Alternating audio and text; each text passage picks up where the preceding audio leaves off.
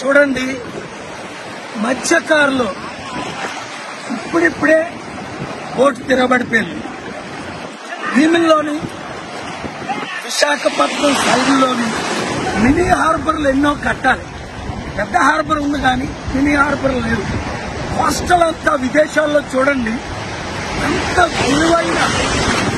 విలువైన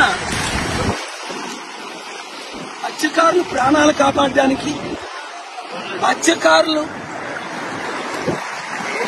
నిధులు కేటాయించి ఒకటే హార్బర్ కట్టడం, 2 వాళ్ళకి ఎక్విప్మెంట్లు ఇవ్వడం, 3 వాళ్ళు వృత్తి కంటిన్యూ చేయడానికి కావలసిన స్కూల్ పెట్టడం. ఎందుకంటే ఇప్పుడు అందరూ ఎడ్యుకేషన్ చేసి తక్కువ పనులన్నీ మానేశారు.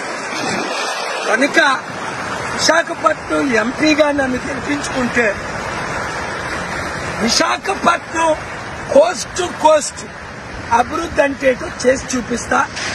మత్స్యకారులకు, రైతులకు ఏం చేయాలో ఆర్థిక సహాయం, అన్ని విధాల సహాయం మినీ హార్బర్లో కట్టడం. ఒక ఖర్చు లేదు చెప్పండి, కానీ మీకు అర్థమైంది కదండి. మీకున్న సమస్యలు నేను పరిష్కరిస్తాను. ఇంతవరకు అందరినీ చూసాం. విశాఖపట్నం ఎంపీగా సీరియల్ నెంబర్ 14 కొండ గుర్తుకు ఓటేసి నన్ను గెలిపించండి. మీ మత్స్యకారులకు, మీ పిల్లలకు, మీ అబ్బాయిని కలిసాను. ఎంత ఒక విధంగా చెప్పాలంటే మీ వృత్తి కూడా ఆయనకి ఇంకా ఇంట్రెస్ట్ లేని పరిస్థితి.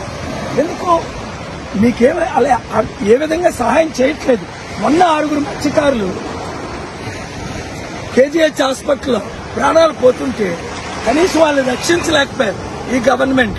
కనుక గుర్తుంచుకోండి, మీడియా అందరికీ షేర్ చేయండి. విశాఖ ఎంపీగా నన్ను గెలిపించండి, కొండ గుర్తుకే ఓటేయండి.